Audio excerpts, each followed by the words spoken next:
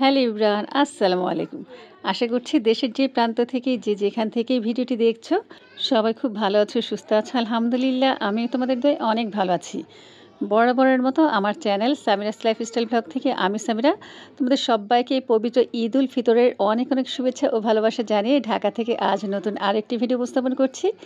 আশা করছি আজকের ভিডিওটা তোমাদের খুব ভালো লাগবে। আর রাতের দিন কিন্তু অনেক দেরি করে ঘুমিয়েছি, কারণ আমার বর আসছে বাসায়। এরপরে হাতে মেহেদি দিয়েছি, অনেক খাবার আয়োজন করেছিলাম, রান্না বাড়া শেষ করে খাওয়া দাওয়া শেষ করে ঘুমাতে ঘুমাতে রাত 2টার মতো বেজে গেছি। আর সকালবেলা উঠলাম, এখন প্রায় ঘড়িতে 5:45 মতো বাজে। উঠেই কিন্তু আমি দুধ বসিয়ে দিলাম। 2 লিটার বসিয়েছি আমি আর কি সেমাই রান্না করব, আর 2 লিটার বসিয়েছি এটা দিয়ে হচ্ছে আমি পায়েস রান্না করব, লাচ্ছা সেমাই রান্না করব। প্রথমেই কিন্তু আমি ঘিয়ের মধ্যে কাজু বাদাম, কাঠবাদাম, এরপরে কিশমিশ এই যে একটুখানি টেলে নিলাম। দেখো কিশমিশগুলো একদম ফুলে টুইটুম্বুর হয়ে গেছে। এখন একই ফ্রাই প্যানে আমি 2 টেবিল চামচ পরিমাণ ঘি দিব। ঘি দিয়ে আমি এখানে 1 প্যাকেট সেমাই ভেজে নিব। চুলার আঁচটা লো হিটে রেখে এখন আমি সেমাইটা ভেজে নিব। বিভিন্ন পেজে দেখছি 1500 থেকে 1550 টাকা কেজি দরে ঘিয়ে ভাজা লাচ্ছা সেমাই বিক্রি করছে। তো আমি বলবো অত চড়া দাম দিয়ে না খেয়ে ঘরেই যদি সেমাইটাকে ঘিয়ে ভেজে নেওয়া যায়, আমি বলবো এর চাইতে ভালো কিছু আর হতেই পারে না। আর দামটাও কিন্তু খুবই হাতের নাগালে। এখানে আমি 2 কেজির মতন গরুর গোশত নিয়েছি, আর সাথে বড় সাইজের 2টা মুরগি ভিজিয়ে নিলাম। ঈদের দিন বলে কথা, একটু ভালো মতো না খেলে তো ভালো লাগবে না, ভিজতে সময় লাগবে। এই কারণে আমি সবসময় যেটা কি করি, আমার যদি তাড়াহুড়া থাকে, আমি কিন্তু একদম নিচের সিনকে ভিজিয়ে কলটা ছেড়ে রাখি। খুব তাড়াতাড়ি কিন্তু আর কি মুরগি হোক বা গোশ হোক ছুটে যায়। তো এদিক দিয়ে দেখো আমার আর কি 2 লিটার দুধ ঘন করে আমি 1 লিটার করে নিয়েছি, আর কি সুন্দর একটা মোটা সর পড়েছে। চুলার জালটা অফ করে দিয়েছি, আর আমি পায়েসের জন্য যে দুধটা জাল দিয়েছি সেটাও কিন্তু বলক চলে আসছে। তো এখানে আমি 2 মোট পোলার চাল ধুয়ে ছেঁকে নিয়েছিলাম, সেটাও এখন দিয়ে দিলাম। তো পায়েসটা হতে থাকুক।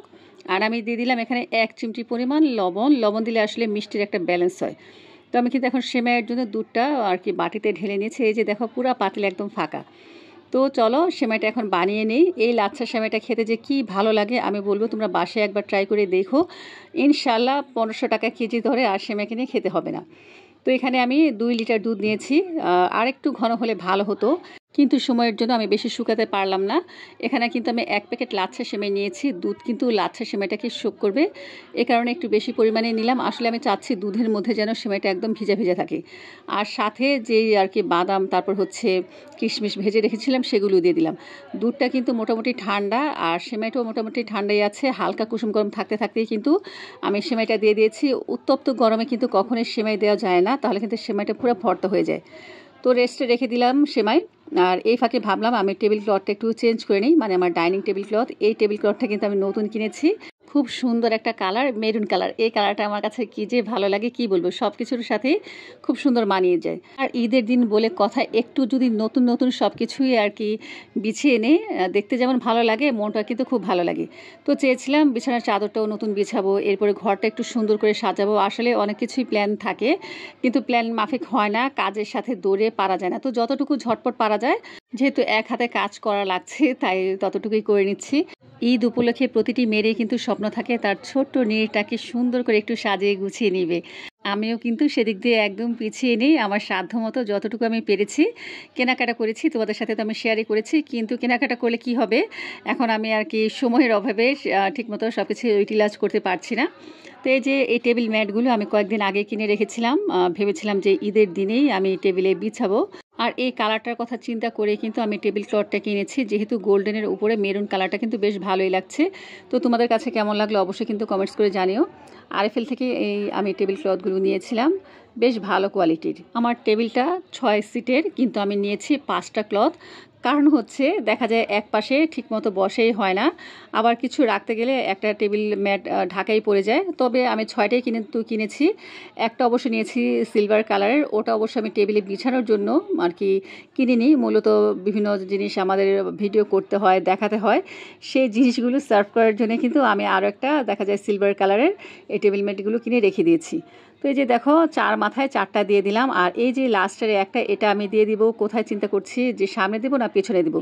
তো অনেক চিন্তা ভাবনা করে আমি সামনের সাইডে দিলাম, কারণ পেছনের সাইড থেকে আমি আবার এই আর কি ট্রেটা রাখবো। এটার মধ্যে দেখা যায় আমার পানের জগ, তারপর হচ্ছে লবণের বয়াম, এই যে ছোট্ট একটা আর্টিফিশিয়াল ফুল, এরপর হচ্ছে এটার মধ্যে আমি কিছু ড্রাই ফ্রুটসও হাতের কাছে রেখে দিই, কারণ দেখা যায় আমার বর খেতে পছন্দ করে। কখনো আমরাও খাই বা কোনো গেস্ট আসছে টেবিলে বসে গল্প করছি, দেখা যায় টুকটুক করে খাওয়া হয়ে যাচ্ছে।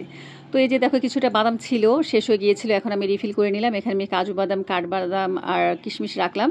কিশমিশ দিয়ে কাজু বাদাম খেতে যে কি ভালো লাগে কি বলবো। অনেকেই দেখা যায় কিশমিশ খেতে চায় না, বিশেষ করে আমারই কিশমিশ খেতে শুধু ভালো লাগতো না, কিন্তু যেদিন থেকে আমি কাজু বাদাম দিয়ে কিশমিশ খাওয়া শুরু করেছি এরপর থেকে কিন্তু আমার এই কৌটাটা ভরেই থাকে সবসময়। তো যাই হোক, এটা একটা সাইডে রেখে দিলাম। আর এই যে দেখা যায় গ্লাসের যে এই স্ট্যান্ডটা, এটা আমি নতুন কিনেছি। এর আগে আমার ঘরে ছিল একটা প্লাস্টিকের, ওটা এখন আর ব্যবহার করতে ভালো লাগছে না। আসলে নিত্য নতুন জিনিস বের হয়, আর নতুন জিনিসে কিন্তু আমাদের ব্যবহার করতে ভালো লাগে। দেখো এই স্ট্যান্ডটা কিন্তু মুভিং, এই জন্য আরও বেশি ভালো লাগছে। তো আমি টেবিলের এক পাশে গ্লাস স্ট্যান্ড রাখলাম, আরেক পাশে জগের ট্রে রাখলাম, আর সেই সাথে কোণা দিয়ে টিস্যু বক্সটা রেখে দিলাম। কারণ টিস্যু বক্স যদি আমি হাতের কাছে রাখি, মেয়েরা দেখা যায় একদিনেই সম্পূর্ণ টিস্যু শেষ করে ফেলে।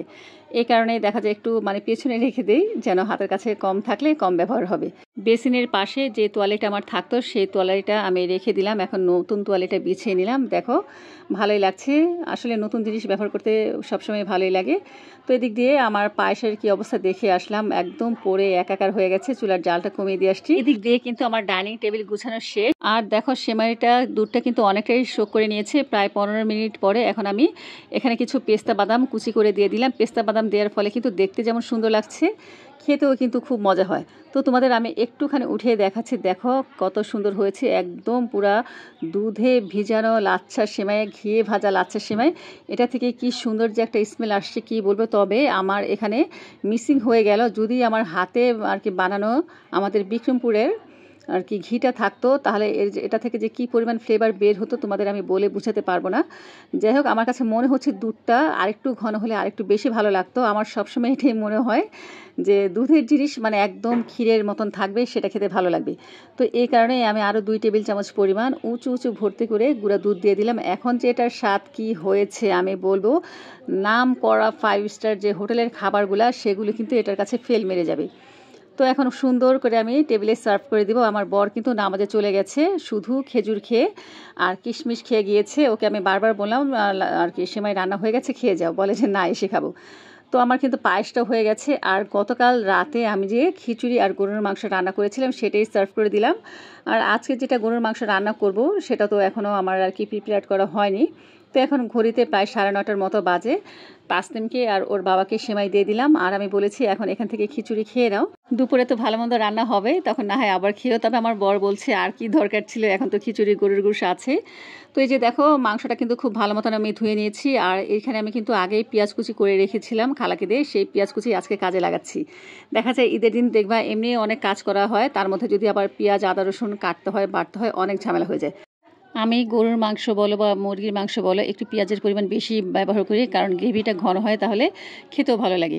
তো এখানে আমি প্রায় 1.5 কাপের মতন পেঁয়াজ কুচি নিয়েছি, সাথে দিয়ে দিলাম এলাচি, দারুচিনি, 2 থেকে 3টা লবঙ্গ, 2 থেকে 3টা কাবাব চিনি, আর নিয়েছি একটা কালো এলাচ।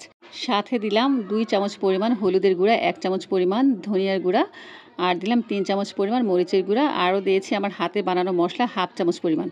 আর এখানে দিয়ে দিলাম স্বাদ মতো লবণ। তো আমার কিন্তু যা যা দেওয়ার প্রয়োজন ছিল দেওয়া হয়ে গেছে। এখন আমি দেবো আদা রসুন বাটা আর হচ্ছে সরিষার তেল। মূলত গরুর মাংসটা কিন্তু সরিষার তেলে খেতে বেশি ভালো লাগে। তো সব ময় মশলা দেওয়ার পরে আমি হাতে খুব সুন্দর মতন মাখিয়ে নিব। এই মাখাটা কিন্তু যতই ভালো হবে ততই কিন্তু মশলাগুলো মাংসের গায়ে ভিতরে ঢুকবে আর খেতেও ভালো লাগবে।